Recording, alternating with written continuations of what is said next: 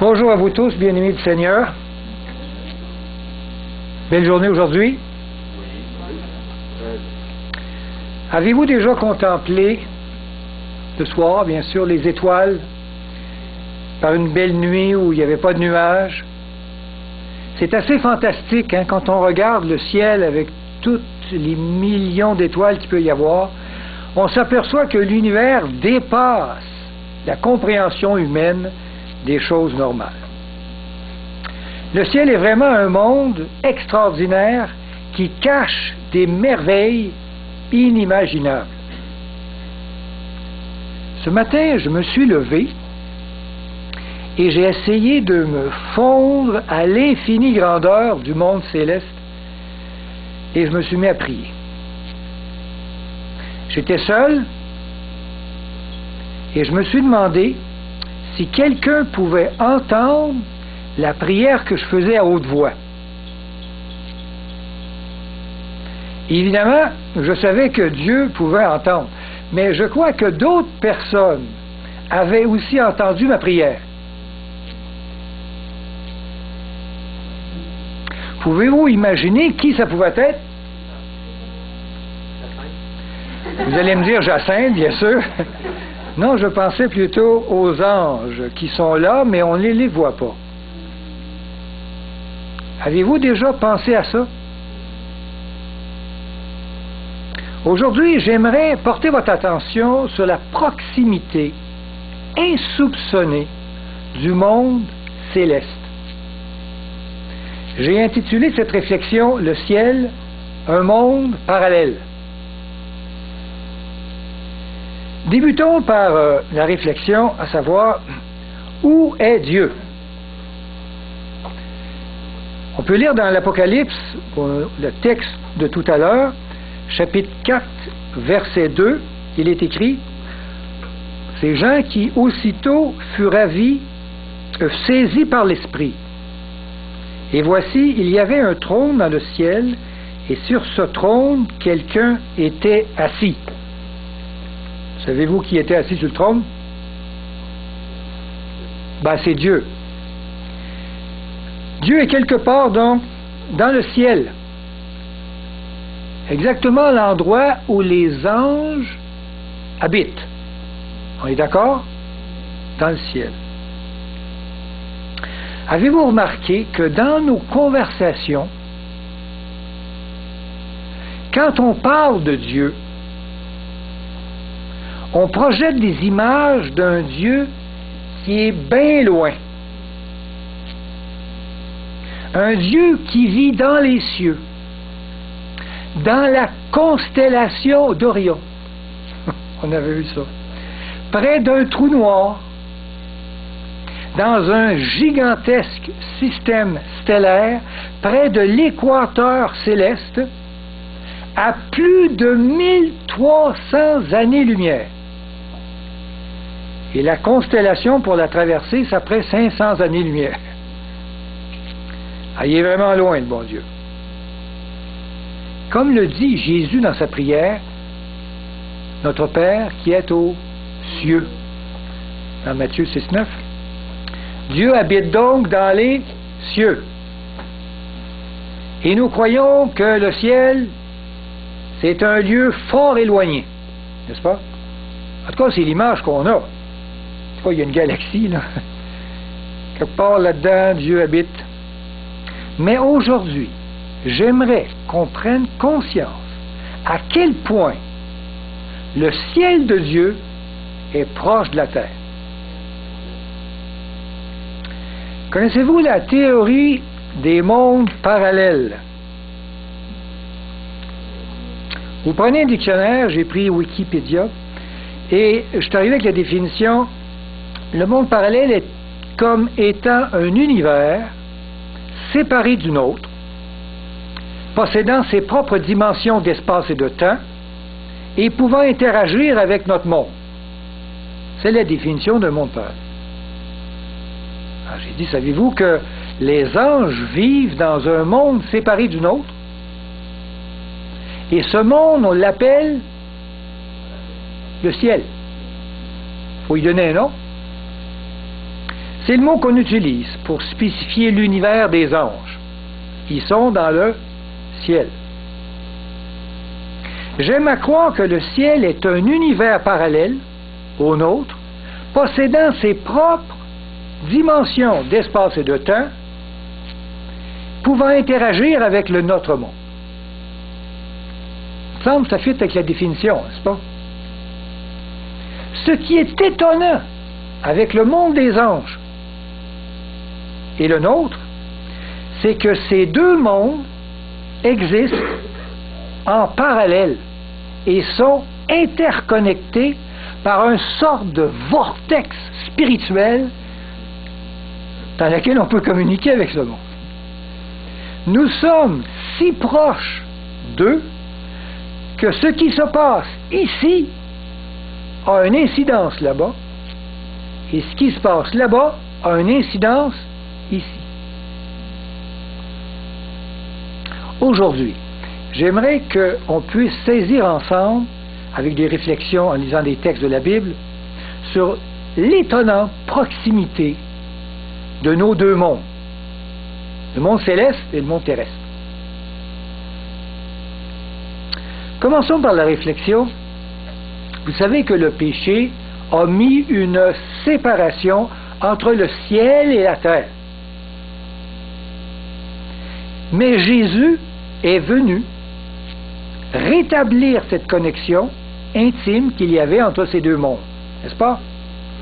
Et il y a un texte dans la Bible qui est intéressant, dans la Genèse. Genèse 28, verset 12. C'est l'histoire de Jacob qui a une vision. Et Jacob dit, Jacob eut un songe, et voici, une échelle était appuyée sur la terre, et son sommet touchait le ciel. Et voici, il voyait les anges de Dieu qui montaient et descendaient par cette échelle. Belle vision, n'est-ce pas? Et on vient de lire dans l'Apocalypse, chapitre 4, le verset 1, Jean qui dit, après cela, je regardais et une porte était ouverte dans le ciel. Et sûrement, c'est une porte qui donnait ici, ça. Je crois que l'amour de Jésus a créé une perméabilité entre le monde céleste et notre monde terrestre. Aujourd'hui, les anges vont et viennent sur terre pour nous assister dans notre cheminement au ciel. Si l'amour de Jésus disparaîtrait de notre monde, alors je crois que le passage entre le ciel et la terre disparaîtrait aussi. Je crois que c'est cela qui causera l'isolement de Satan, prisonnier sur terre pendant 1000 ans. Parce qu'il n'y a plus de mots, plus de passage. Ce passage entre le ciel et la terre est donc spirituel. Il s'ouvre dans l'amour agapé. Au rétablissement de toutes choses, lorsque le mal ne sera plus et que Dieu éliminera tout le mal de l'univers, le monde des anges et le monde des hommes seront parfaitement interconnectés dans l'amour agapé. Alors nous verrons les anges comme eux nous voient sur terre. Maintenant, j'aimerais qu'on porte l'attention particulière sur ce monde qu'on appelle le monde des anges. Et dans la Bible, il y a beaucoup de textes qui parlent de ce monde-là, des anges qui nous visitent, n'est-ce pas? Débutons par un texte. Je vous suggère Actes 12, verset 7. Le livre des Actes 12, verset 7. Il est dit, « Et voici, un ange du Seigneur survient. » Et c'est Paul qui est en prison, là. Il voit un ange. Et une lumière brilla dans la prison. L'ange réveilla Pierre, et en frappant au côté, et en disant « Lève-toi promptement », Et Pierre s'est sûrement levé. Et c'est marqué, les chaînes tombèrent de ses mains. Wow! Les anges peuvent aisément traverser de leur monde au nôtre. Ils peuvent prendre des formes humaines afin que nous puissions les voir et communiquer avec eux comme on est habitué de communiquer. Vous avez peut-être côtoyé même des anges dans la rue sans vous en apercevoir. Et je suis sûr qu'il y en a sûrement quelques-uns autour de nous qui nous aident, qui nous protègent, qui nous guident, que Dieu envoie. Mais comment peuvent-ils traverser 1300 années-lumière si vite que ça? Donc, un truc. Leur monde est vraiment juxtaposé au nôtre. Juxtaposé, ouais, si je le dis comme il faut. Ils peuvent même être là, proches de nous, sans qu'on s'en aperçoive. On peut lire un texte dans Hébreux 1, 14. Hébreux 1, 14, c'est marqué. Et ne sont-ils pas tous des esprits au service de Dieu, envoyés pour exercer un ministère en leur faveur, non, en faveur de ceux qui doivent hériter du salut? C'est qui ça, ceux qui doivent hériter du salut? On en fait peut-être partie. On fait tous le monde. Dieu aimerait qu'il hérite du salut. Le mot que nous utilisons pour décrire la présence invisible des anges dans notre monde, on utilise le mot un esprit.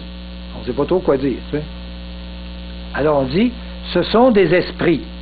Ils sont là près de nous sans que nous en apercevions. On ne les voit pas, mais est-ce qu'ils sont là? Et on dirait, on prend l'habitude que s'ils ne sont pas là, on ne les voit pas, il n'y en a pas. Mais ce n'est pas vrai. Quand vous priez à haute voix, les anges vous entendent. Mais quand ils vous entendent, où est-ce qu'ils sont? Dans notre monde ou dans leur monde? Posez-vous la question. C'est comme interrelié. Hein? Ils sont là près de nous, mais on ne les voit pas. Et leur monde et le nôtre sont comme interconnectés. Ils peuvent même prendre contact avec nous au niveau de l'esprit. Jean, il dit, j'ai été ravi en esprit. Et là, il a vu le ciel. Ça marche là. Et bang, on arrive au ciel.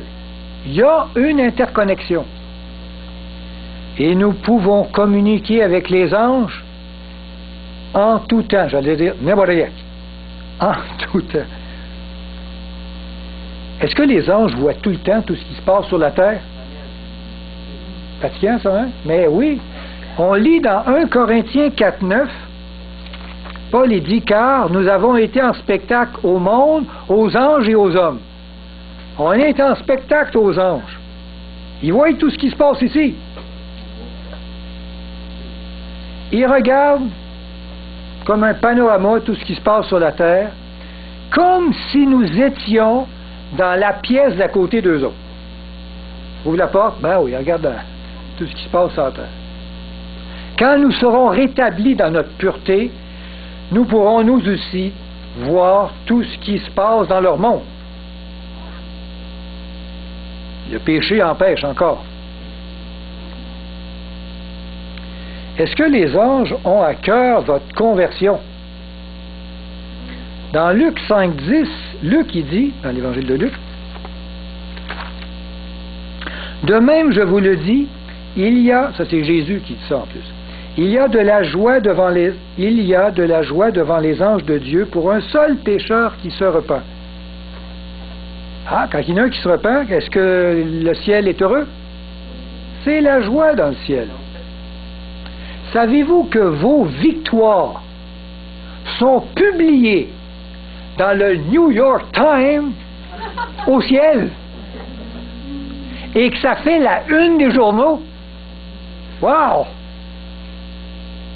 Nous devons aussi prendre conscience que toutes nos chutes causent beaucoup d'émoi dans le monde des anges. Connaissez-vous ce journaliste qui rapporte tous nos faits et gestes au ciel? Alors, il y a un journaliste qui va écrire ça dans le New York Times du ciel. On peut lire ça dans le psaume 91, verset 11, le livre des psaumes. Il est dit, « Car Dieu ordonnera à ses anges de te garder dans toutes tes voies. » On a un ange qu'on appelle gardien. Étonnant. Et Dieu demande à un ange de nous garder. Et dans Matthieu, Jésus disait, Matthieu 18, 10, il disait, « Gardez-vous de mépriser un seul de ces petits, car je vous le dis, que leurs anges dans les cieux voient continuellement la face de mon Père qui est dans les cieux. » Des vrais stoolers, des vrais rapporteurs. Il va rapporter à Dieu tout ce qui se passe ici. Fait que faites attention à ce que vous faites aux hommes de Dieu. Seigneur est grand. Nous avons tous un ange gardien qui nous protège et veille sur nous, et cela depuis notre naissance. Il sait tout de vous. Êtes-vous conscient de cette extraordinaire réalité que Dieu veut nous révéler? Il serait peut-être temps de les saluer de temps en temps, cet ange-là. D'y dire bonjour quand vous vous levez le matin, peut-être. Dieu a fait en sorte que le monde céleste soit intimement interrelié avec le nôtre par le monde des anges. C'est même étonnant. Et parce qu'on ne les voit pas, on les oublie. Loin de la vue, loin du cœur, hein, on dit ça. Mais s'il se passe quelque chose dans le ciel, ça a-tu une incidence ici sur la terre? Qu'en pensez-vous? On va lire un texte qui met en perspective ces choses. J'ai pris le texte dans 2 Rois, le livre des Rois, chapitre 6, verset 17. C'est l'histoire d'Élie qui a un disciple et qui va voir, lui fait montrer un petit peu ce qu'il ne voit pas, ce qui se passe de choses étonnantes. Verset 17, c'est marqué, Élisée pria et dit, Éternel, ouvre ses yeux à son disciple pour qu'il voie. Et l'Éternel ouvrit les yeux du serviteur qui vit, un coup que les yeux étaient ouverts, qui vit la montagne pleine de chevaux et de chars de feu autour d'Élisée. Wow! Il est en train de voir ce qui se passe au ciel.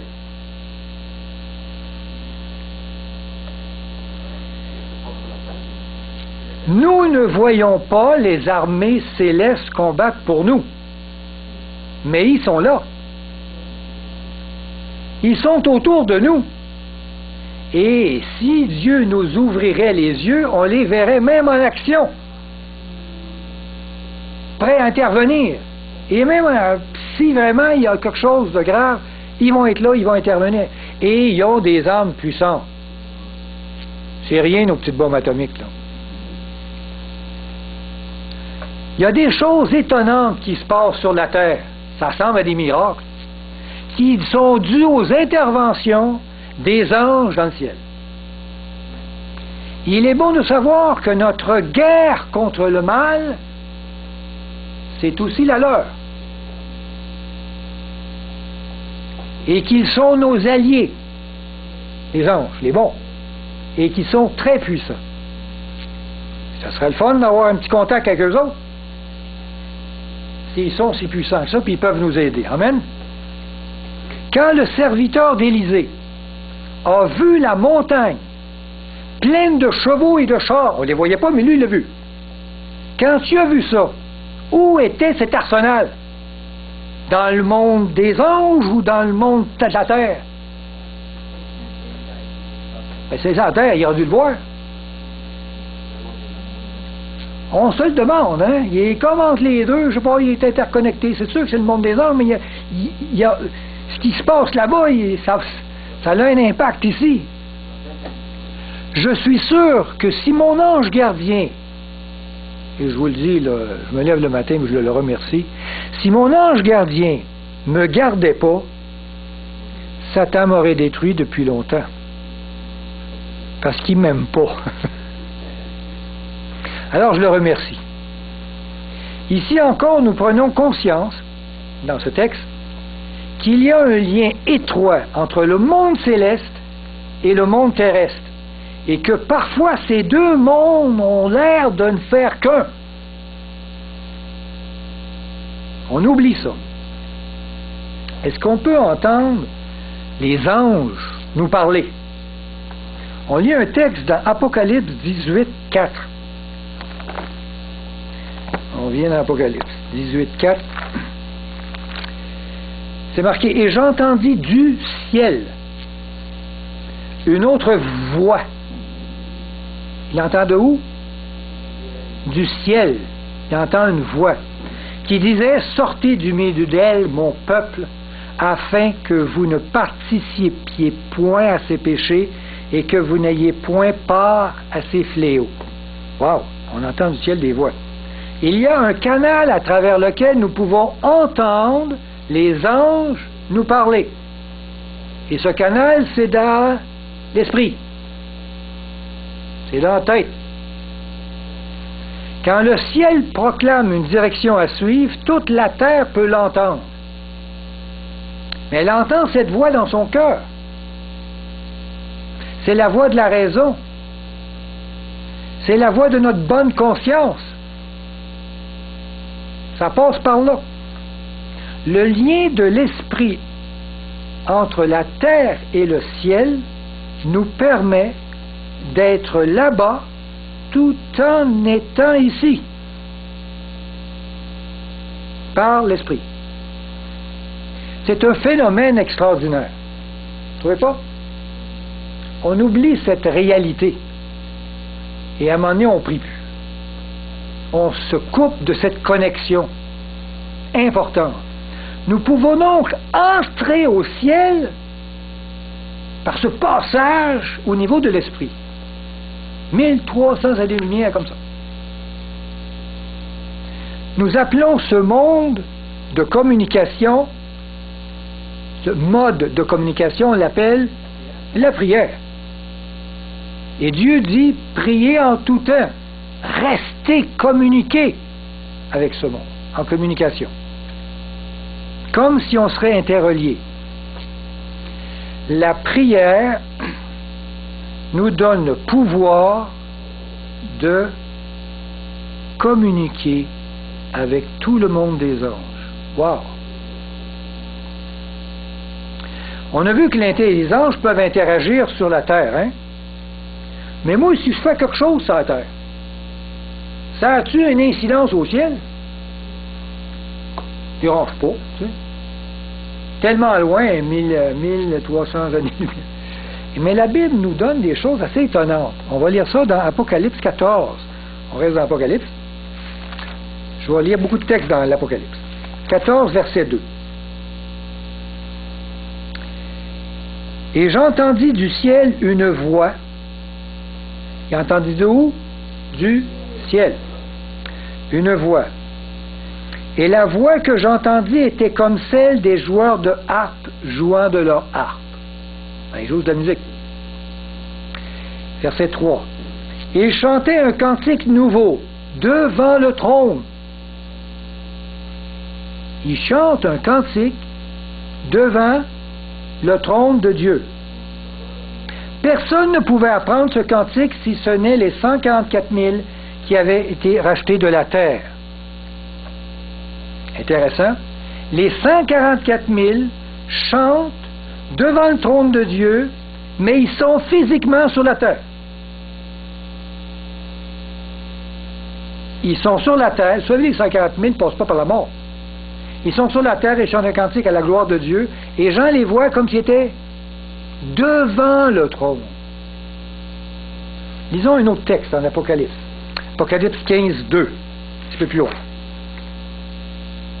Et je vis comme une mer de verre mêlée de feu, et ceux qui avaient vaincu la bête et son image, et le nombre de son nom, debout sur la mer de verre, ayant des harpes de Dieu. Ben, les autres aussi, ils chantent des harpes, et ainsi de suite.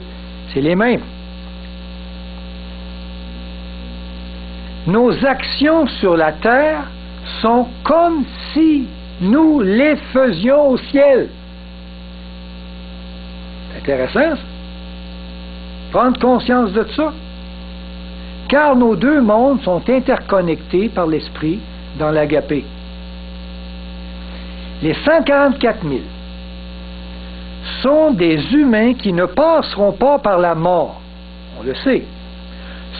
Et ces gens seront debout lors du retour de Jésus. Ils louent le Seigneur ici sur terre, mais Jean les voit et les entend comme s'ils étaient dans le ciel devant le sanctuaire de Dieu, ou dans le sanctuaire de Dieu, devant le trône. Lisons un autre texte dans l'Apocalypse. Apocalypse, c'est le fun. Apocalypse 7, 14. Ceux qui sont revêtus de robes blanches, qui sont-ils? C'est l'ange qui pose la question à Jean.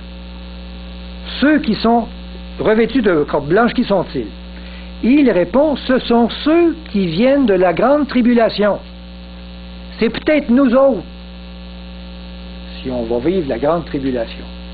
Et verset 15, il dit, ils sont devant le trône de Dieu et le servent nuit et jour dans son temple. Ben voilà. On est devant le trône de Dieu et on le sert. Et pourtant, ils sont sur terre. Et leur action, Jean les voit comme s'ils étaient dans le monde des anges.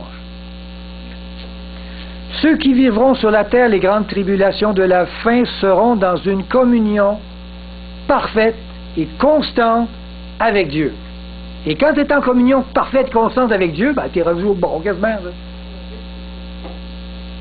Cette communion au niveau de l'esprit fait en sorte qu'ils sont comme s'ils servaient continuellement Dieu dans son temple au ciel, comme le Jean le décrit.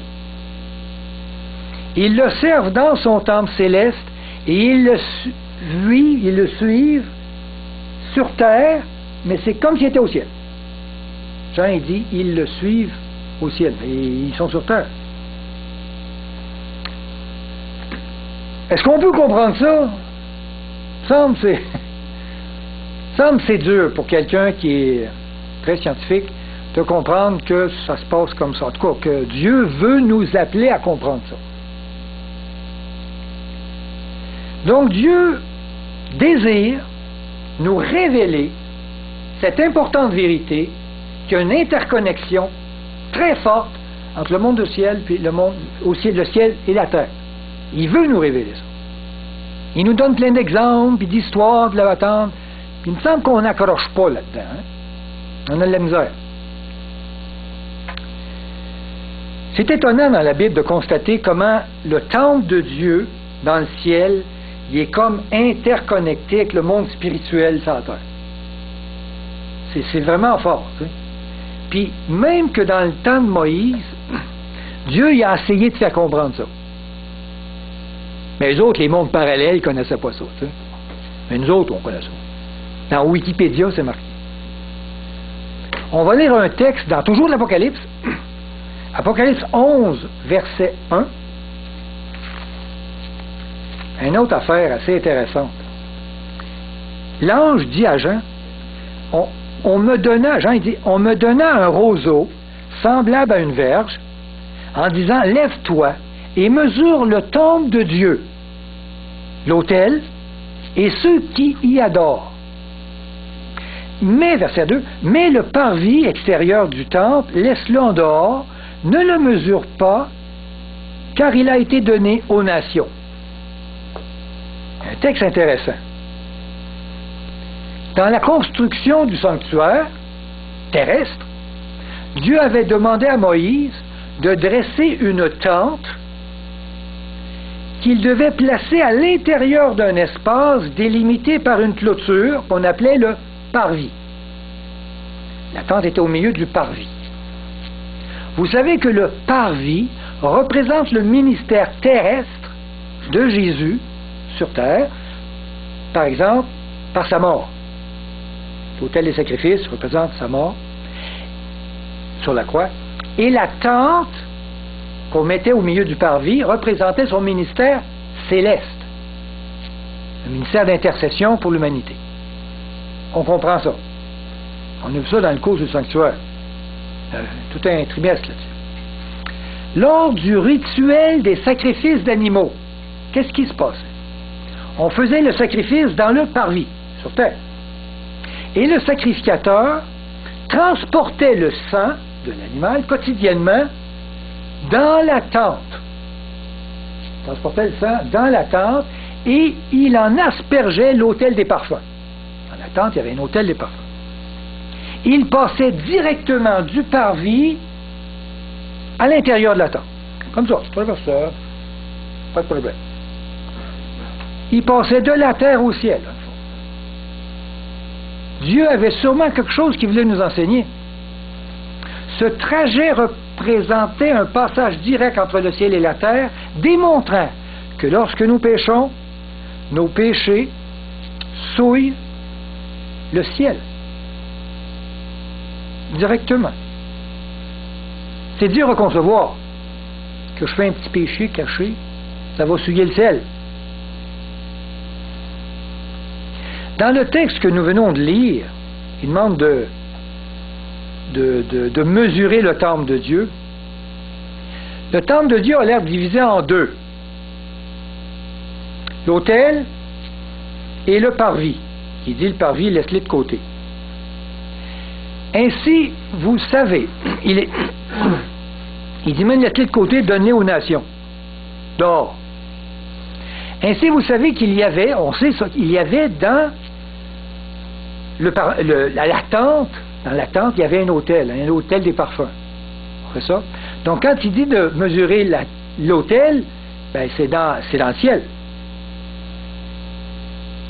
Il dit de laisser tomber le parvis, c'est sur la terre. On comprend ça? L'ange demande à Jean de mesurer donc le temple de Dieu et plus précisément de mesurer l'autel.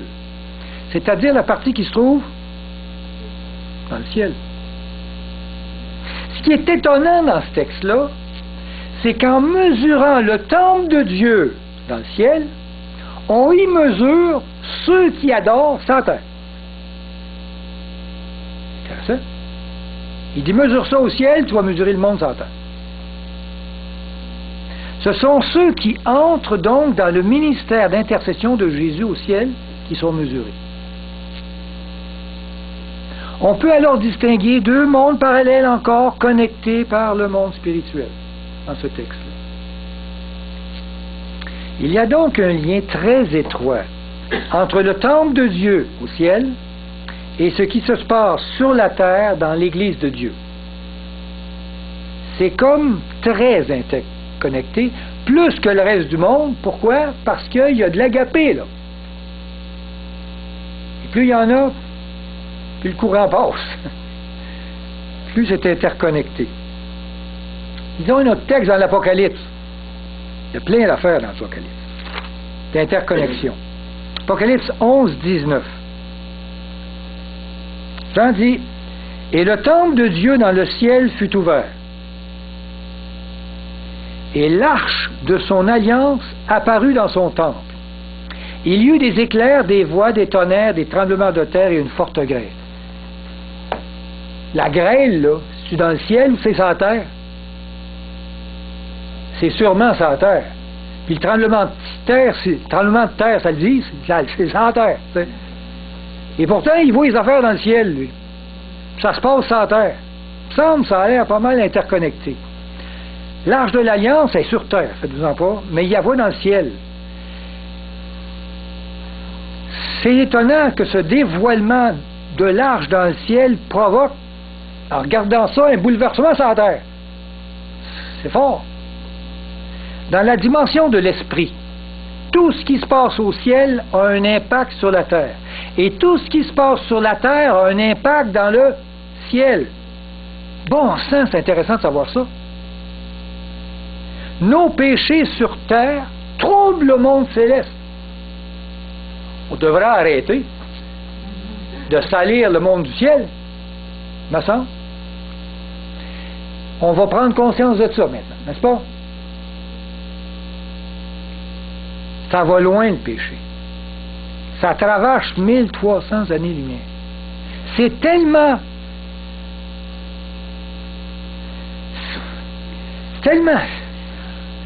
que Dieu, quand il va refaire la terre, vous savez que quand Dieu va refaire la terre, tu sais, il dit qu'il va refaire aussi tout le ciel.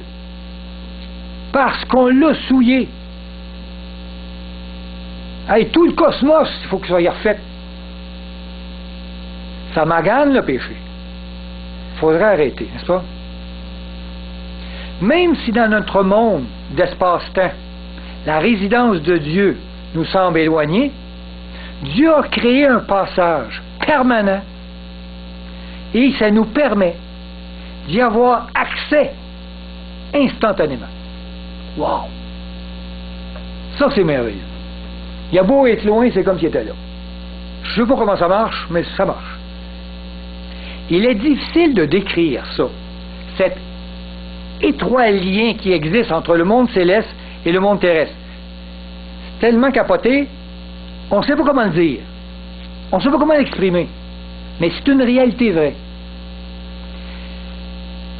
Et Paul a utilisé une métaphore qui peut nous aider à exprimer cette connexion-là. J'ai aimé Paul qui dit à un moment donné, dans 1 Corinthiens 12, verset 27, il dit, vous êtes le corps de Christ et vous êtes ses membres, chacun pour sa part. Et vous êtes les membres de Christ. Là, tu dis, hey, wow, Paul, je suis peut-être son petit doigt, mais pas le petit orteil. On est chacun un membre de Jésus. C'est pour exprimer cette interconnexion-là que nous avons. Par cette connexion spirituelle avec Dieu, nous devenons une partie intégrante même de Jésus. Ce que nous faisons ici sur la terre a un impact sur Jésus au ciel. Et ce que Jésus fait au ciel, nous en ressentons ici les effets. C'est dans la dimension de l'esprit que le passage du monde céleste se fait. Je le redis. Se connecter au Saint-Esprit nous permet d'entrer au ciel. Qu'attendez pas de mourir. Et on peut même entrer jusque dans le sanctuaire céleste et participer même au ministère de Jésus d'intercession de toutes les vies qu'il y a sur la terre. Et quand on entre dans son ministère, on va même entrer là où il est. Où il est Jésus? Dans le lieu très saint. Et là, il veut purifier la terre. Et quand on entre avec lui dans ce ministère, attendez-vous qu'il vous purifie. Puis vous allez arrêter de pécher puis de le souiller. Parce qu'il faut arrêter de souiller le ciel. Amen. Si nous demeurons dans l'Esprit de Dieu, le ciel s'ouvre pour nous et nous y entrons. Par plusieurs occasions et dans plusieurs déclarations, Dieu a désiré nous révéler cette importante proximité entre le monde des anges et le nôtre. Il a essayé de révéler ça à ses disciples. Ouais. Bon, il n'a pas expliqué les mondes parallèles comme tels, mais il y a eu une expérience étonnante. On va lire ça dans Matthieu 17. Matthieu 17, verset 1.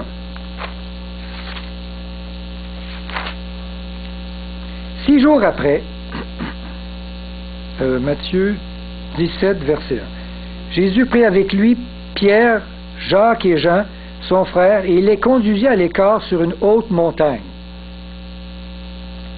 Il fut transfiguré devant eux. Son visage resplendit comme le soleil, et ses vêtements devinrent blancs comme la lumière. Wow, quelle expérience, hein? Verset 3. Et voici, Moïse et Élie leur apparurent, s'entretenant avec lui. Qui était à Moïse et Élie? Dans le ciel. Il les voyait, là. 1300 années-lumière, atteins-toi. Pierre, prenant la parole, il dit à Jésus, « Seigneur, il est bon que vous soyez ici. Si tu le veux, je dresserai ici 3 tentes, une pour toi, une pour Moïse et une pour Élie. » Comme il parlait encore, une nuée lumineuse les couvrit. Et voici une voix fit entendre de la nuée ces paroles. Hey, c'est Dieu lui-même qui parle. « Celui-ci est mon fils bien-aimé, en qui j'ai mis toute mon affection, écoutez-le. » Lorsqu'ils entendirent cette voix, les disciples tombèrent sur leurs faces et furent saisis d'une grande frayeur. Mais Jésus, s'approchant, les toucha et dit, « Levez-vous, n'ayez pas peur. » Ils levèrent les yeux et ne virent que Jésus seul. Ah, ils étaient retournés dans leur monde. Wow! Ah, c'est facile de traverser ça. Cette expérience extraordinaire qu'ont vécu les disciples de Jésus, ça les a vraiment troublés, bouleversés. Ils ont été témoins oculaires du passage direct entre le monde céleste et le monde terrestre. Et ce pas des anges qui ont vu, là, c'est des humains. Wow! Jésus a voulu que cette expérience soit connue de ses disciples. Il veut que nous soyons conscients de cette réalité, de cette proximité qui sont là proches de nous. N'est-ce pas merveilleux? Moi, ça me dépasse l'imagination. Le monde du ciel, puis le monde terrestre, ben ils sont là. Je ne sais pas, mais ils sont là. Et Dieu veut me le révéler. Et je pense que quand l'arche, il y avait 2 anges, tu sais, l'arche de l'Alliance, il y avait 2 anges. Dieu veut nous dire que ce monde-là est à notre portée. C'est vrai que c'est difficile à comprendre pour nous, n'est-ce pas? Et oui, même Jésus le dit dans Jean 16,2. Il dit, j'ai encore beaucoup de choses à vous dire, mais vous ne pouvez pas les porter maintenant. Ah, les mondes parallèles pour les disciples, c'était pas évident, tu sais. Même si la théorie des mondes parallèles dépasse notre compréhension humaine, nous pouvons concevoir que nous sommes liés au monde céleste par une sorte de vortex spirituel dont la liaison se fait au niveau de l'esprit. Il est bon de savoir que le ciel est tout près de nous, comme si on pouvait le toucher. Pour terminer, j'aimerais faire cette même prière qu'Élisée a fait à son disciple, son serviteur. Élisée disait, « Éternel, ouvre ses yeux pour qu'il voie. » Amen. Et que Dieu nous ouvre les yeux pour qu'on voie cette relation puissante, ce monde des anges qui est là et qui est agissant et qui veut nous aider. Amen. C'est ma prière aujourd'hui. Que Dieu vous bénisse. Gloire à Dieu.